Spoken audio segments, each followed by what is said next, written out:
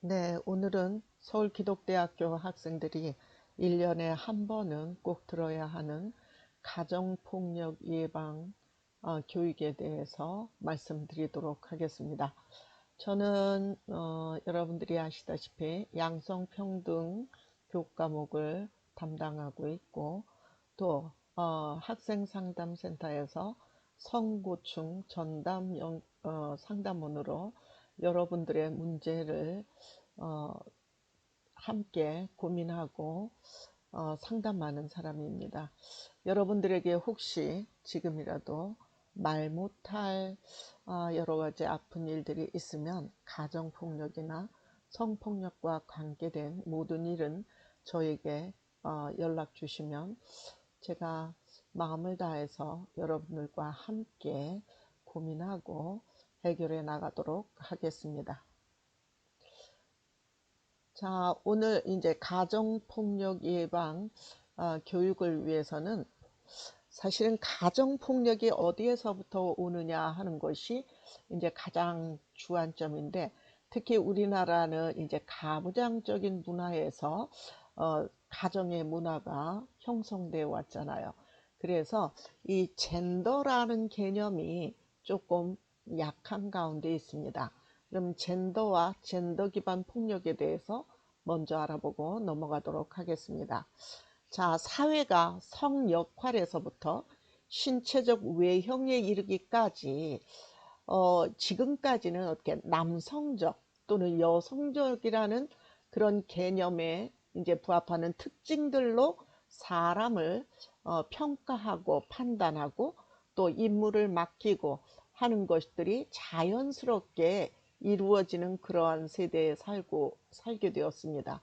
근데 남성적, 여성적, 생물학적인 성을 따지는 그러한 이제 성고착화된 성고정관념에 의해서 사실은 가정에서는 어, 가부장인 이제 남편의 말이 우선순위가 되어야 한다.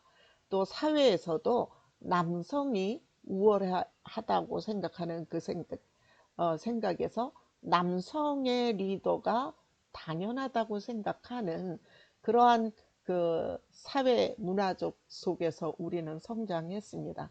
그러나 지금은 사회적 성인 젠더를 기준으로 해서 사람을 평가하고 판단하지, 여성이기 때문에 허드렛 일, 또 약한 일, 또 더 이제 아주 그 힘들고 어렵고 난이도가 높은 일들은 하지 못할 것이라고 아예 지레짐작하는 거. 또 여성이기 때문에 얌전해야 된다, 이뻐야 된다, 온순해야 된다 하는 그런 개념으로 여성을 보면서 그 여자가 왜 그래? 뭐 여자답지 않아? 이런 말 자체가 어, 성희롱에 가까운 말이라는 것을 우리는 잘 알고 있습니다. 자, 그럼 젠더는 무엇이죠? 생물학적인 성이 아닌 그 사람의 기질, 그 사람이 사회에서 태어나서 사회적으로 길러진 성을 이야기한다고 볼 수 있겠습니다. 그럼 젠더 기반에 대한 폭력은 생물학적인 성, 또 이제 성별 정체성, 조금 전에 제가 얘기했죠. 혹은 사회적으로 정의된 우리나라 사회 유전 같이 우리의 마음속에 유전적으로 내려온 여성성과 남성성의 규범에 따라서 스스로 그렇게 인지해서 개인을 겨냥하는 폭력을 이야기합니다. 여자가 할 수 없는 일, 여자니까 남자보다 앞서가지 않아야 된다는 일 하는 이러한 모든 것들이 젠더 기반한 이제 폭력이라고 볼 수 있습니다. 근데 가정 폭력이 왜 젠더 기반한 폭력, 성폭력과 연관이 되는 것인가 하고 여러분들이 생각할 수 있습니다. 근데 가정이라는 것은 한 남자와 한 여자가 만나서 가정을 이루어 자녀를 이루었잖아요. 근데 지금은 이 성 정체성에 대해서 남성과 남성, 또 여성과 여성, 아니면은 우리가 기본적으로 보수적으로 갖고 있는 여성과 남성이 이루는 가정만을 우리는 생각했지만 지금은 이제 폭넓게 이제 동성애 가정도 이해하는 그러한 시대가 되었습니다. 그러면 젠더를 기반으로 한 폭력은 어떤 것이 있는가를 한번 보겠습니다. 근데 이제 대부분이 젠더를 기반한 폭력이 누구에게 향해 있어요? 어떤 성에 향해 있어요? 여성에 대한 사실은 폭력이 지금까지는 상당히 뭐 90% 이상 차지하고 있는 거는 사실이라고 할 수 있습니다. 자, 젠더 기반한 여성에 대한 폭력이 어떤 것일까요? 불평등한 사회 구조가 있죠. 그래서 성평등과 사회적 권한의 문제가 지금 다르게 해석되고 있다. 남성과 여성이 평등해야 된다 하는 것에 대해서는 사람들이 거의 이의가 없고 이견이 없을 정도로 이제는 받아들여지고 있는 시대입니다.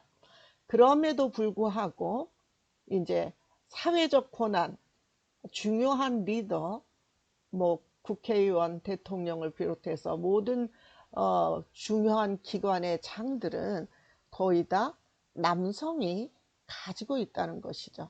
그래서 똑같이 여성과 남성의 능력이 비슷할 때는 어떻게 남자를 선택하는 것이 우리의 사회적인 문제라고 볼 수 있습니다. 이러한 성 역할에 대한 규범이 우리를 하여금 어떻게 불평등한 사회 구조를 만들고 젠더의 권력 관계를 만들고 있습니다. 그래서 권력이라는 것은 상하가 있는 것이죠. 그래서 누가 남성이 권력을 갖고 있고 여자는 보조하는 것으로 인식되어 있는 그러한 것들이 결국은 젠더 기반의 폭력을 만들어가고 있습니다. 또 폭력이 사소하게 느껴지는 경우가 많이 있어요. 이걸 폭력이라고 인지하지 않는 것. 예를 들어서 데이트 폭력 같은 경우에도 나중에 심각한 문제를 일으키기 전까지는 이 폭력을 어떻게 생각해요? 질투해서 사랑하기 때문에 또 아니면은 남자는 화가 나면 그럴 수가 있어 하는 이러한 그 이해심 이런 것들이 어떻게 사회적으로 용인되면서 이 폭력이 사소한 것으로 치부되어 왔다는 것이죠. 결국은 이 사소하게 치부되어진 이 폭력이 자연스럽게 이것이 점점 더 폭력성을 업그레이드 시키는 이러한 과정을 거쳐가게 됩니다. 또한 우리가 아주 세심하게 볼 것은 가해자에 대한 동정론이 있단 말이에요. 어떠한 경우에서도 폭력은 있을 수 없다 하는 것이죠. 그럼에도 불구하고 얼마나 화가 났으면 그랬을까, 얼마나 억울했으면 그랬을까 하는 우리 사회에 갖고 있는 인정주의, 가해자를 오히려 더 불쌍히 여기는 그러한 것, 또 피해자에게 네가 맞을 짓을 했다고 생각하는 것, 이러한 것들이 젠더 기반의 폭력이죠. 그래서 이러한 성역할 규범에 따라서 남자는 화가 나면 그럴 수가 있어, 남자는 술을 한 잔 마시면 그럴 수가 있어 하는 거. 그래서 여자가 좀 잘해야지 하는 이러한 피해자 책임론에 의해서 젠더 기반 폭력이 더 성행하고 있다 이렇게 이야기할 수 있습니다. 자, 여성에 대한 폭력과 인권이 전 지구적 차원에서 의제를 만들어내고 있어요. 근데 사실은 지금 이렇게 이야기하고는 있지만 폭력에는 종류가 여러 종류가 있죠. 정서적인 폭력, 경제적인 폭력, 신체적인 폭력 이렇게 여러 가지의 폭력이 있습니다. 그런데 꼭 여성에 대한 폭력만 있는 것은 아니죠. 남성에 대한 폭력도 있고 또 특히 남성 중에서 노인에 대한 폭력, 경제권을 쥔 만약에 그 부인 쪽에서 경제권을 쥐고 있으면 경제권을 주지 않고, 이것도 폭력의 일종이거든요. 꼭 써야 할 거. 또 남편이 경제권을 쥐고 있으면 아내에게 필요한 경제권을 주지 않고 굴종하게 만드는 것, 비굴하게 만드는 것, 이것도 역시 폭력이라는 것을 여러분들이 이해하셨으면 좋겠습니다. 자, 이러한 폭력과 인권에 대한 이제 의제들이 많이 나타나고 있는데, 처음에 여성차별철폐협약이 있어요. 이것은 뭐냐면 상대적으로 여성이 사회적으로 가정적으로 취약한 상태에 있었을 때였기 때문에 1979년에 먼저 차별 철폐 조약이 이제 생겨나기 시작을 합니다. 그래서 그때 처음으로 젠더 기반 여성에 대한 폭력이라는 용어가 시작이 되었죠. 그래서 젠더화된 폭력의 원인과 결과를 보다 정확하게 표현하기 위해서 이 용어를 만들었습니다. 그래서 이 용어는 폭력을 개별적인 가해자 및 피해자 또는 생존자 간에 발생하는 특정한 사건으로 간주하는 개인적인 문제로 보지 않고 보다 포괄적인 대응을 요구하는 사회적인 문제로 이해하도록 북돋아 주게 되었습니다. 그래서 개인관, 전에는 이제 가정에서 폭력이 일어나면 경찰에서도 집안 싸움이니까 하고 이것을 덮는 일이 비일비재했지만, 지금은 물론 그렇지 않습니다. 그럼에도 불구하고 지금도 우리 그 해외, 제가 외국에 있을 때 잠깐 보니까 어떠한 큰 소리가 나고 잠시라도 폭력 아니면 언어 폭력이 행사해지는 것 같은 소리가 나면 바로 신고하는, 그 주위 사람들은 바로 신고해요. 근데 우리나라 사람들은 기다려주죠. 아유, 저 집에 또 시끄럽네. 이렇게 넉넉한 마음을 보이는 경우가 많이 있습니다. 그래서 이 폭력이라는 것에 대해서 혹시 피해자가 정말 맞을 짓이라고 아니면 잘못된 일을 하였다 할지라도 폭력은 용납되지 않는다 하는 것을 여러분들께서 늘 인지해 주셨으면 좋겠습니다. 자, 제4차 세계 여성대회, 이제 북경에서 1995년에 북경선언 및 행동강령에서도 무엇이 나왔느냐면, 이제 재산 평등한 가사분담, 뭐 재산권에 이제 동일한 재산권, 또 비차별, 또 폭력에 대한 것, 이러한 이 이슈들, 여성의 인권에 관한 이슈, 이런 것들을 포함해서 이제 북경 선언이 이제 이루어졌어요. 그래서 여성의 관점을 정부의 사업, 운영, 정책, 기획 및 의사결정 전 과정에 주류화한다 하는 거예요. 이제 주된 목표로 세워서 이러한 정부의 사업이나 운영에 포함시키겠다 하는 것이죠. 그래서 이제 성주류화 원칙을 강조했다.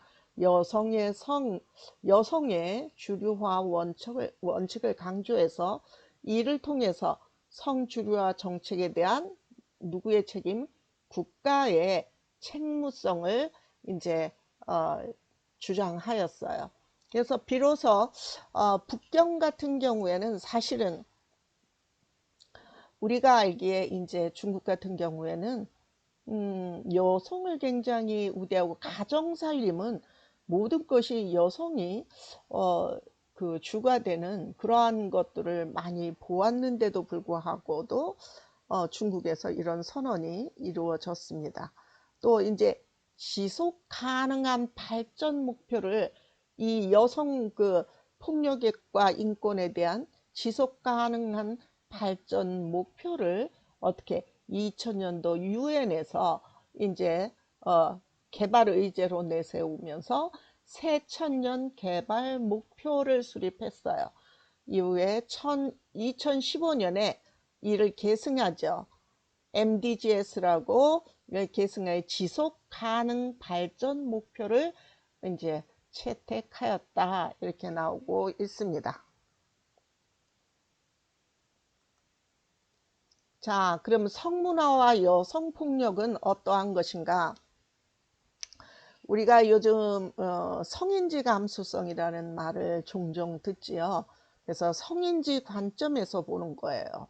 성인지 관점이란 성별에 따라서 다른 이해나 요구를 가지고 있다고 보는 거예요.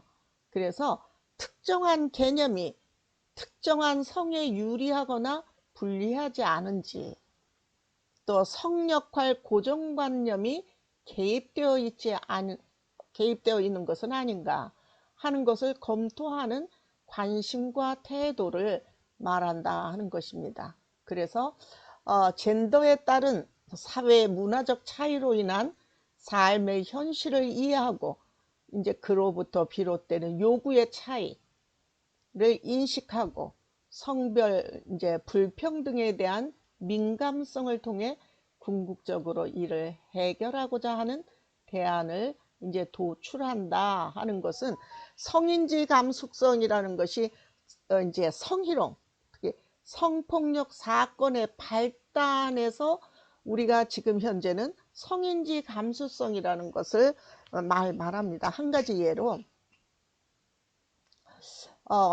만약에 팀원 전체가 고생을 했어요. 고생을 하고 일을 하나 끝내놓고 나서 다 피곤할 때 남성인 팀장이 어떻게 여직원들의 어깨를 주무르고 등을 쓰다듬으면서 수고했다고 했어요. 그러면 대부분의 사람들은 팀장이 어떻게 우리를 수고했다고 다독여 주는구나 이렇게 느끼는 사람도 있죠. 근데 그 중에 몇몇 사람은 불쾌한 감정을 느낍니다. 성적인 수치심, 성적인 불쾌감을 느꼈다는 거예요. 그럼 여기서 주목해 봐야 될 것은 어깨를 주무르고 쓰다듬는 행위, 등을 쓰다듬는 행위, 이것에 대해서 이제 예민하고 민감하게 반응하는 사람들이 각각 다르다는 거예요. 그래서 이 성인지 감수성을 법원에서 판결할 때에는 어떤 거냐면 그 나이대에 보통의 사람이 성적 수치심을 느꼈다면 그것은 이제 성희롱이다. 성인지 감수성에 의해서 그것은 성희롱이다. 이런 판단을 내리고 있습니다.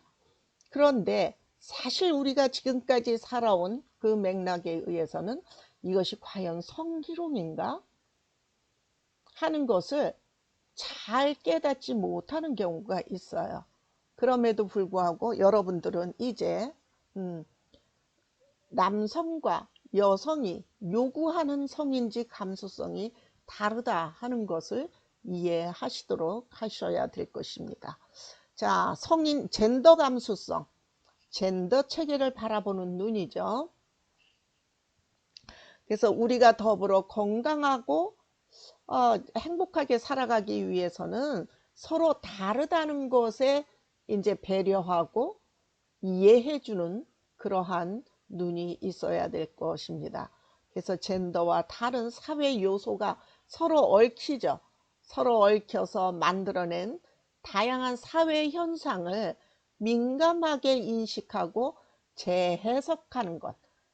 그래서 지금까지의 내가 아닌 남자들끼리 하는 음담패설은 당연히 농담으로 치부했다면 이것은 그때에 듣는 사람이 여성이든 남성이든 그 이야기를 듣고 불쾌하게 느끼고 성적 불쾌심, 수치심을 느꼈다면, 성적 굴욕감을 느꼈다면 이것은 바로 성희롱에 해당된다 하는 것을 여러분들이 이해하셔야 할 것입니다. 자, 성문화와 여성폭력에서는 여성을 성적 대상화로 바라보는 그러한 시선이 있다는 거예요. 그래서 여성을 하나의 성적 대상의 도구로 생각하는 거, 또 여성의 자율성을 부정하고 비활동적이고 대체 가능하다고 생각하며 침해할 수 있다고 생각하는 거예요. 여성을 소유한다고 생각을 하고 여성의 주체성을 부정을 합니다. 이러한 모든 것들이 여성을 대할 때 무엇을 보아요? 외모로 평가하는 것, 또 침묵을 시키는 것, 조용히 하라, 여자니까 조용히 하라 하는 이러한 모든 것들이 무엇이에요? 여성을 향한 폭력이라는 겁니다. 그래서 이러한 여성을 만약에 내가 남자니까 남자다운 것을 보여주기 위해서, 남자의 강함을 보여주기 위해서 여성을 비하하는 것, 또 아니면은 이제 침묵시키는 것. 여자가 왜 그래? 야, 여잔데 좀 꾸미고 다녀. 요것도 위험한 발언이라는 것을 여러분들이 이해하셔야 합니다. 꾸미고 다녀, 그 말 자체에는 뭐죠? 여성을 성적인 대상으로, 여성의 그 생물학적 여성을 자기가 가지고 있는 가부장적 성적 고정관념에 의해서 그러한 말이 나왔다 하는 것입니다. 자, 여성을 어떻게 생각하고 있어요? 돌봄 제공자. 가정에서 아이를 돌보는 것, 남편을 돌보는 사람으로서 여성을 지정하고 있습니다. 또 가사를 담당하는 자. 이러한 것들이 이제 성별에 따라서 지금은 이제 앞서가시는 좋은 그 분들은 때에 따라서 본인이 가사도 분담해서 하고 다 하지만 우리 학교 학생들은 다 분담해서 잘 하실 걸로 믿습니다. 그런데 여성을 단지 돌봄 제공자라고 생각하고 있는가? 또 같은 일, 같은 시간에 같은 효과를 내는 일을 하고 있는데도 불구하고 여성의 월급이 남성보다 차이가 난다. 또 진급에서도 차이가 난다 하는 것은 바로 이제 성차별이라고 할 수 있습니다.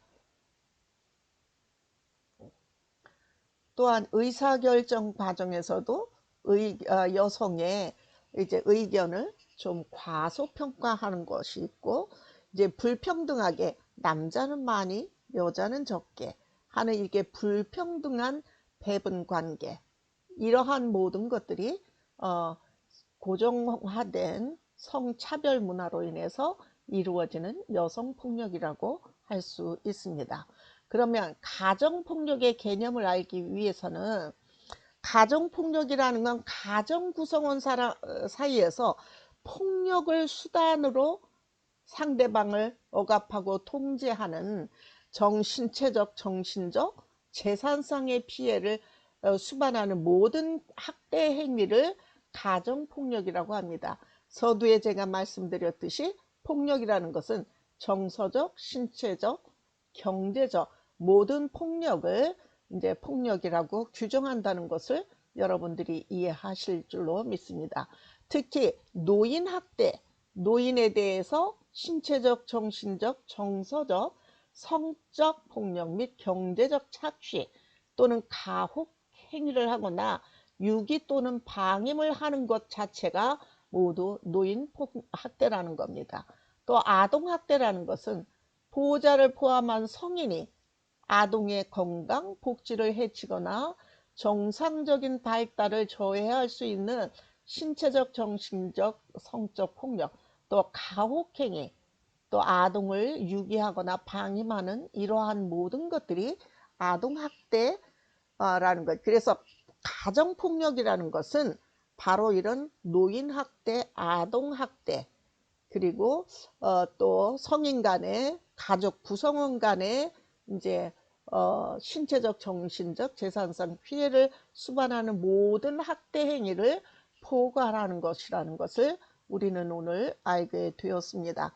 그래서 가정폭력은 가정폭력 범죄 및 처벌에 관한 특례법, 그리고 가정폭력 방지 및 피해자 보호 등에 관한 법률에 의해서 처벌을 받을 수 있습니다.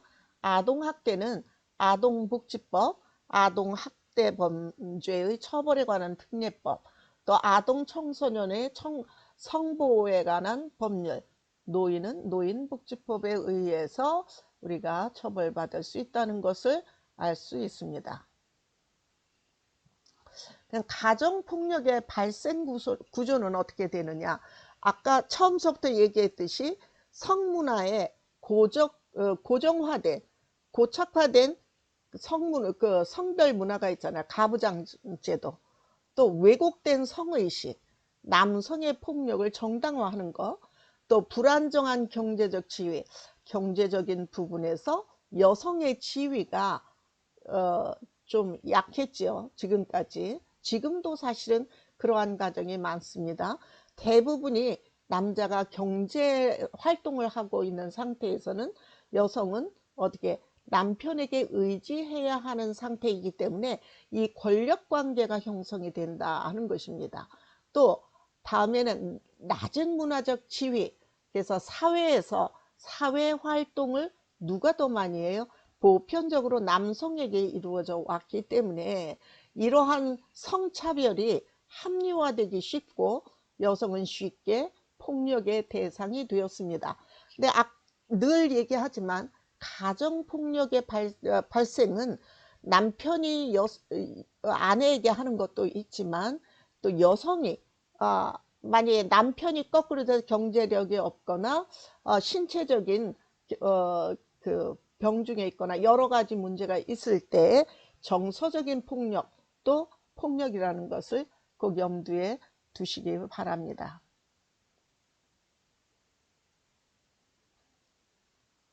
그래서 가정폭력의 유형은 신체적 폭력, 경제적 폭력, 정서적 언어적 폭력, 성적 폭력이 있는데, 자, 여러분, 정서적 언어적 폭력은 만약에 그 아내의 생김새, 아니면 남편이 경제력이 활발하지 못해서 자기를 흡족하게 못할 때, 이럴 때 우리가 함부로 하는 그 뱉는 말, 욕설을 포함합니다. 이러한 모든 것들이 폭력이라는 거예요. 그래서 그 상대편에게 정서적인 심리적인 고통을 주었다는 것, 이것도 폭력의 굉장히 사실은 신체적 폭력보다 더 심하고 오래가는 폭력이라고 할 수 있죠. 또 성적 폭력은, 성이라는 것은 부부간에도 성적 자기결정권이 있습니다. 이 성적 자기결정권을 무시하고 성행위를 강행했을 때는 이것도 가정폭력의 일행으로 범죄 행위에 들어간다는 것을 우리가 알 수 있고요. 경제적 폭력은 당연히 주어야 최소한 인간이 무엇답게 인간답게 살 수 있는 경제적인 것을 허용해야 되는데, 물론 없어서 없는 것을 못하는 것은 어쩔 수 없겠죠. 그럼에도 불구하고, 있음에도 불구하고 전혀 여성이 집에서 하는 일 빼놓고는 단 한 가지도 자기를 위해서 사용할 수 있는 돈을 주지 않고 억압한다면 이것도 바로 폭력이 될 수 있다는 겁니다. 그런데 이제 가정폭력의 특성상 외부로 잘 드러나지 않는 경우가 많이 있습니다. 이것은 보편적으로 사적인 공간에서 이루어지기 때문에 그래요. 신체적 폭력이 일어날 때에 이제 험한 소리가 나고 밖으로도 들리는 경우에는 외부로 드러날 수 있습니다.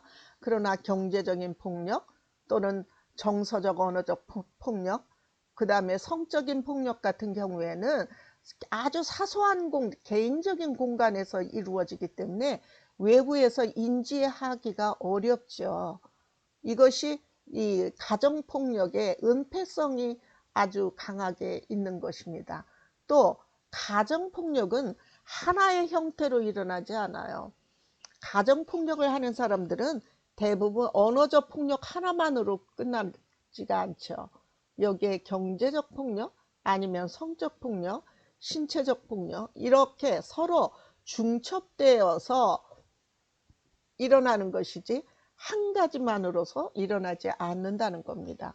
또 폭력은 일회성으로 끝나는 법은 없습니다. 그래서 이게 수시로 일어나거나 어떠한 지속성, 반복적으로 일어날 때 피해자 쪽에서 체념하는 것, 이 폭력에 대해서 둔감해지는 것, 그래서 이것을 자기의 운명이라고 생각하고 받아들이는 것, 이러한 태도로 인해서 무엇이 더 지속적으로 반복적으로 이루어진다는 겁니다. 그래서 폭력을 당했을 때는 분명히 노라고 말할 수 있어야 돼요. 그리고 분명히 이것은 범죄라는 것을 인지시킬 필요가 있습니다.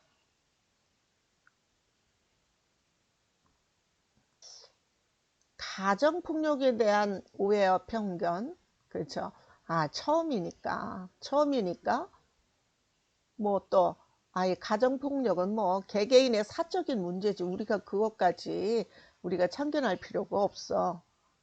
또 질투해서 너무 사랑해서 그러는 거야. 또 피해자에게 문제가 있어서 맞을 짓을 했어 하고 피해자가 폭력을 유발했다고 보는 편견이 있어요. 이와 같은 편견에 의해서 폭력이 정당화되고 일반화된다는 것을 아셔야 합니다. 그럼 현재 우리나라 가정폭력 범죄의 발생 현황을 한번 보도록 하겠습니다. 자, 17년서부터 19년까지 가정폭력 범죄는 얼마나 증가하고 있는가 하는 겁니다. 이것이 17년에 38,583건이 신고가 되었고 조사가 되어서 1183건의 조치가 이루어졌다는 거예요. 근데 2019년에는 그것보다 한 30% 정도의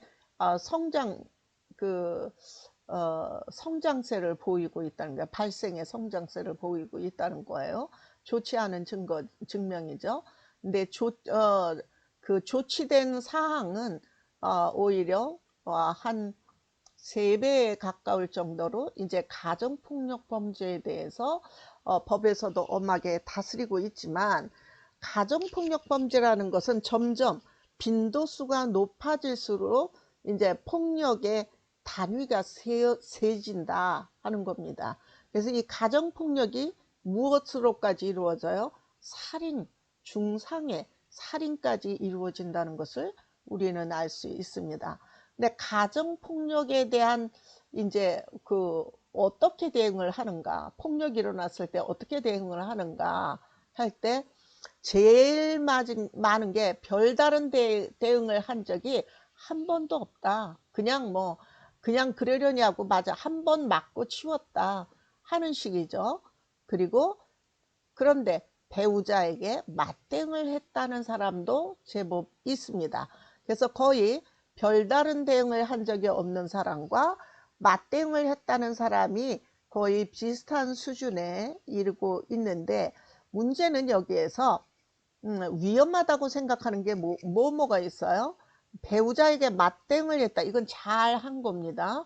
근데 별다른 맞대응을 하지 않은 게 45.6%, 그리고 자리를 피하거나 집 밖으로 도망갔다 12.5%, 주위의 도움을 청했다는 게 1%밖에 되지 않았어요.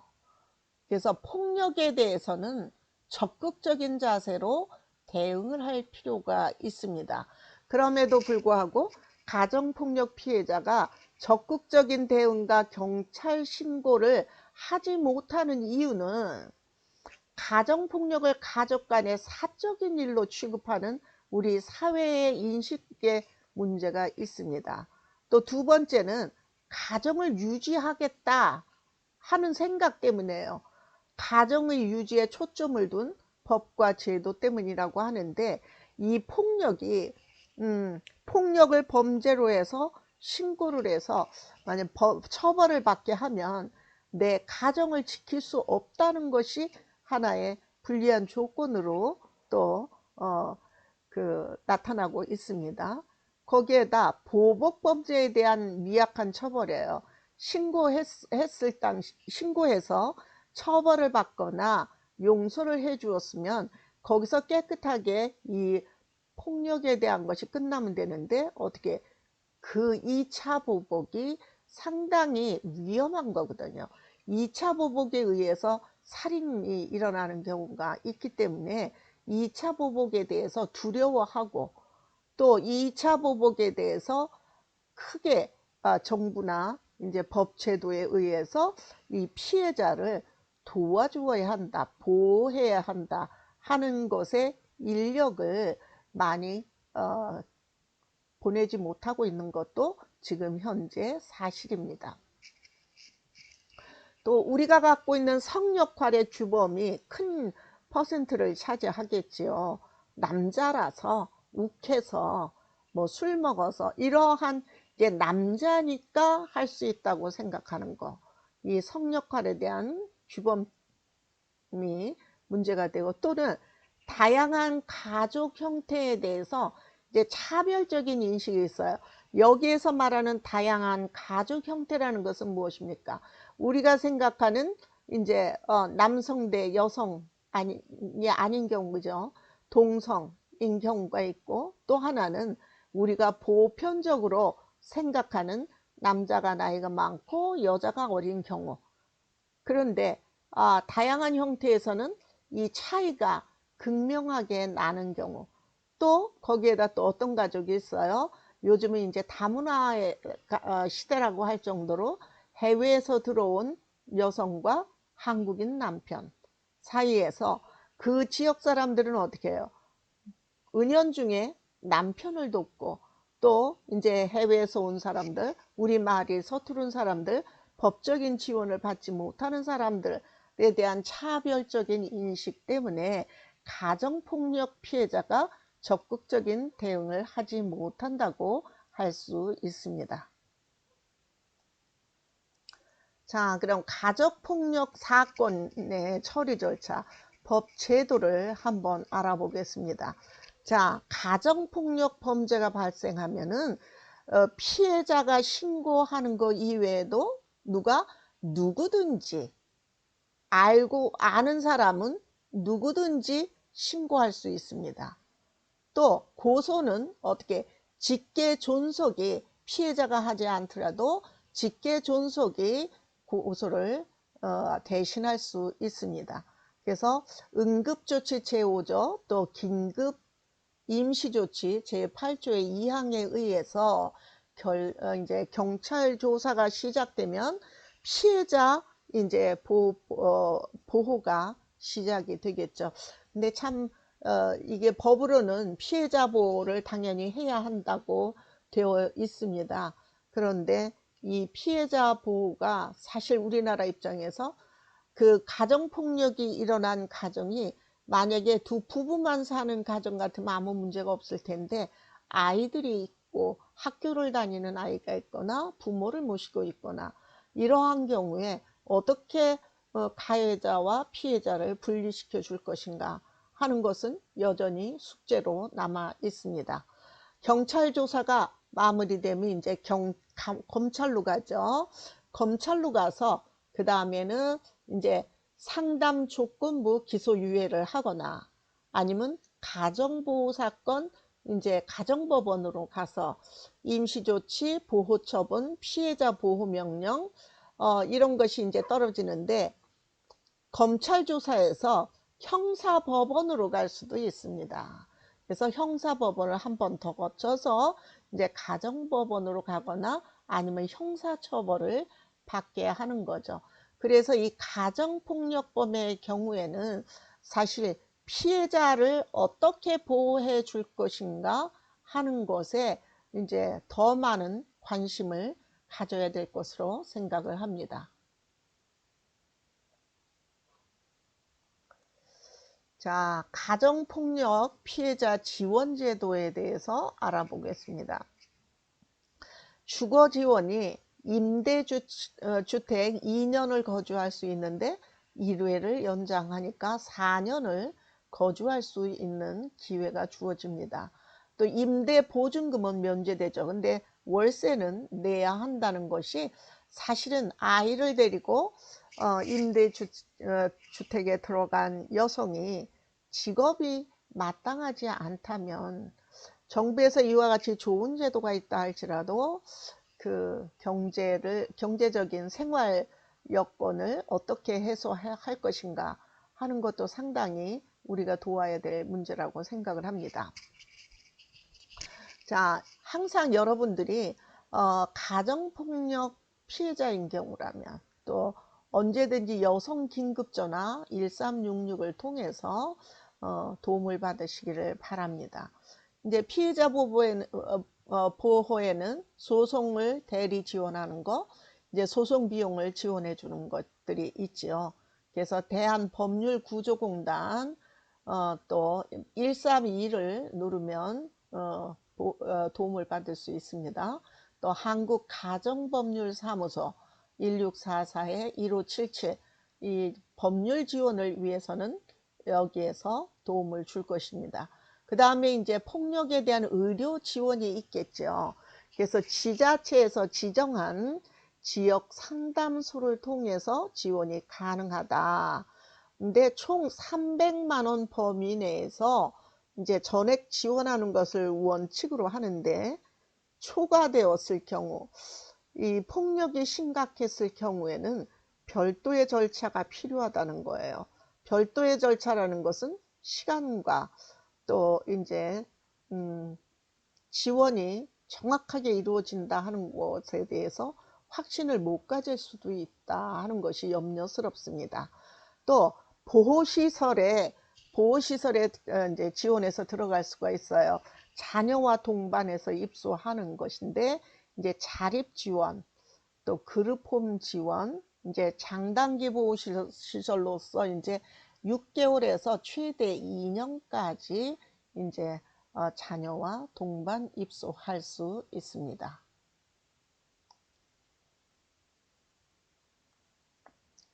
자, 아동학대 신고 요령은 어떻게 하는 것인가? 저도 며칠 전에 아동학대를 한번 신고할까 하고 알아봤던 적이 있어요. 갑자기 아이의 비명소리가 뭐 굉장히 높이 들리는데 깜짝 놀라서 제가 바로 우리 옆집인데 제가 밖에 있다가 쫓아서 거길 가봤어요. 근데 이제 너무 놀라서 내가 먼저 소리를 질렀거든요. 아이에게 무슨 일이 있습니까? 하고 소리 지르니까 그 집안에서 어른이 창문을 열더니 아이하고 뭘 얘기해요. 그러니까 아이를 밖으로 내쫓고 집안에서 어른들끼리 뭔가를 하고 있었어요. 뭔가를 하고 있는데 아이가 자기가 밖에 있으니까 자기가 원하는 것을 얻기 위해서 그렇게 소리를 질렀던 거예요. 근데 내가 너무 놀라서 가서 이제 한 두 번쯤 내가 그 소리를 들었기 때문에 쫓아가서 나도 모르게 소리를 질렀어요. 아이에게 무슨 일이 있느냐. 그러니까 깜짝 놀라서 이제 그 부모들이 그 다음서부터는 이제 그러한 소리가 들려오지 않았습니다. 그래서 다행이다 생각하면서도 유심히 보고 있어요. 혹시 보이지 않는 곳에서 비명 소리가 들리는가 하는 것을 보기 위해서. 이렇게 아이의 울음소리, 비명소리, 신음이 계속되는 경우에 혹은 여러분이 봤을 때 상처가 있거나 아이의 옷차림이 더럽거나 계절에 맞지 않는 옷을 입고 있거나 뚜렷한 이유 없이 학교를 가지 않고 지각하거나 하는 경우, 또 어떤 때는 너무 어린 나이에 맞지 않은 성적인 행동을 보이는 경우, 이러한 경우 항상 여러분들이 주의 깊게 보시고 어떻게 하셔야 돼요? 이제 여러분이 신고해야 되죠. 그래서 신고자의 이름, 연락처, 또 아동의 이름, 나이, 주소, 학대 행위자로 의심되는 사람의 정보, 또 아동이 위험에 처해 있거나 학대를 받고 있다는 있는 것 같다고 믿는 이유가 있잖아요. 그 이유 같은 것을 어떻게 112나 모바일 앱으로 해도 되죠. 112에 이제 전화를 하시거나 앱으로 아이 지킴 콜 112로 신고를 하시면 되겠습니다. 그래서 우리 학교에서 사회복지, 상담, 뭐 이런 모든 것을 하는 사람들은 당연히 직무상 아동학대 범죄를 인지할 가능성이 큰 이제 그 종사자들이잖아요. 이런 사람들은 신고 의무자로 규정하여서 관련 범죄 사실을 알게 되었거나 의심이 있는 경우 즉시 신고하도록 되어 있습니다. 자, 학대 범죄의 처벌 등에 관한 특례법 제63조 제1항 제2호에 따라서 500만 원 이하의 과태료가 부과된다고 합니다. 무엇 때문에? 아동학대 신고 의무를 불이행하였을 때 이러한 과태료가 부과된다고 하는 것을 이제 우리는 알 수 있고, 또 신고자의 신분은 아동학대범 처벌 등에 관한 특례법 제10조 제62조에 의해서 신분은 보호되고 있다. 이제 외부로 노출되지 않도록 비밀 유지를 해준다는 이야기입니다. 자, 아동학대 피해 지원 기관은 전국적으로 많이 있죠. 그래서 지역아동보호 전문기관이 전국에 63개소 이제 아동학대 신고를 접수하고 현장 조사를 하고 응급보호를 하고 피해 아동에 대해서 이제 보호하고 그 가족 행위자에 대해서 상담, 치료, 교육, 또 피해 학대 예방 교육 및 홍보, 피해 아동 가정을 사후 관리하는 것들을 이제 주 업무로 하고 있습니다. 또 학대 피해 아동 쉼터가 있어요. 그래서 이 쉼터에서는 피해 아동을 일시적으로 부모와 분리시켰을 때 분리시켜야 될 필요가 있다고 판단되었을 때 이제 피해 아동을 보호하고 숙식을 제공하고 이제 아동의 생활 지원을 필요한 생활 지원을 하고 상담 및 치료 그리고 교육 및 정서 지원을 하고 있습니다. 또 여가부에서 하는 해바라기 센터 이제 아동형에서는 상담을 지원하고 의료를 지원하고 이제 수사 법률을 지원하고 심리 치료를 지원하는 것으로 알고 있습니다. 자, 그러면 여러분들은 가정폭력 피해자라고 생각되는 아동이나 노인, 성인에 대해서 어떤 태도를 보여야 할까요? 여러분들은 피해자를 지지해 주셔야 합니다. 이야기를 들어주시고 방관하지 않고 적극적으로 개입할 수 있는 용기를 갖기를 바랍니다.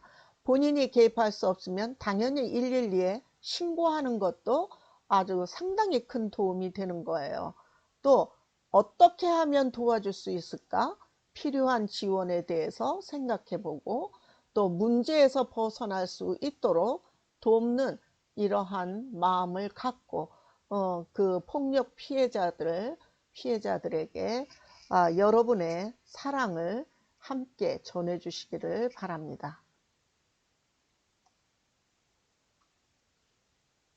자, 우리는 성평등한 관계를 위해서 성평등한 관계를 위해서는 어떻게 통제하지 않는 거예요.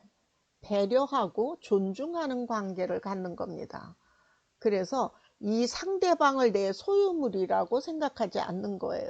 내 아랫사람이라고 생각하지 않고 내가 가장이라고 생각하지 않는 거예요. 우리는 가족이라는 이름으로 하나 되어서 동등하다. 동등한 권리가 있으나 서로의 특성에 따라서 사회활동을 하면서 경제를 책임지는 사람도 있고 가정에서 아이를 돌보며 섬기는 역할을 하는 사람들이 있지만 이 역할의 차이에 따라서 무엇이 높은 사람, 권력을 가진 사람, 낮은 사람이 아니라는 거예요. 그래서 상대방을 배려하고 존중하면서 통제하지 않는 것이 중요합니다. 두 번째는 평등한 관계임을 인식했으면 노력하는 것이 중요하죠.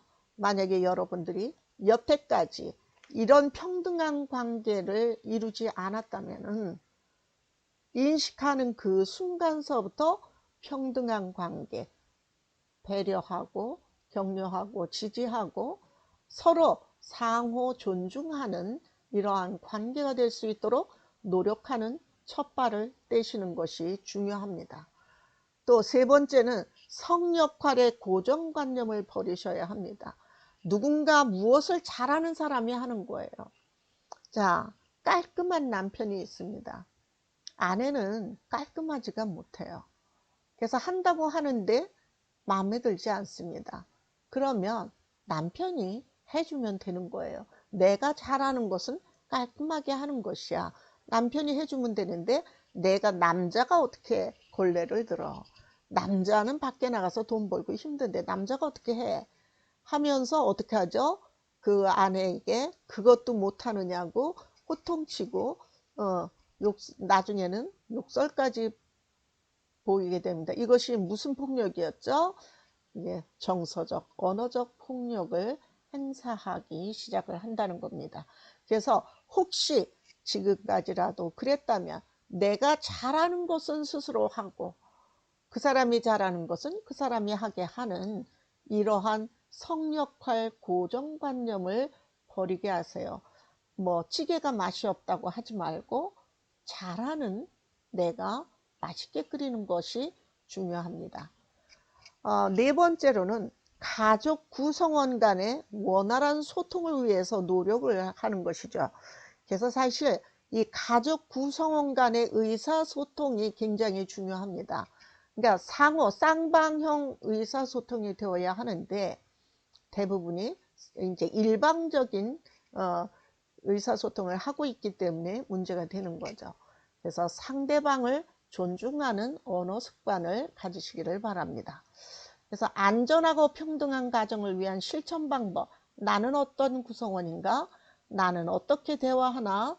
나는 어떻게 행동하나요? 우리는 어떻게 노력하나요? 하고 이것을 나 소통 행동 우리를 오늘서부터 체크하시면서 안전하고 평등한 가정을 위한 실천 방법을 행사하시기를 바랍니다. 자, 여러분 오늘 가정폭력 예방 교육을 여러분들과 함께 했습니다. 또 성폭력 예방 교육, 성폭력 성희롱 예방 교육 영상도 이미 올라가 있을 터이니까 이 두 가지 예방 교육을 보시고 여러분들에게 내준 과제를 잘 작성하셔서 보내주시기를 지정한 그 메일로 보내주시기를 바랍니다. 자, 우리 서울기덕대학교 학생 여러분, 학부에서부터 대학원 또 임직원 모든 여러분들께서는 한 사람도 지금 우리가 염려하는 폭력적인 행위를 하는 사람은 없을 것이라고 생각을 합니다.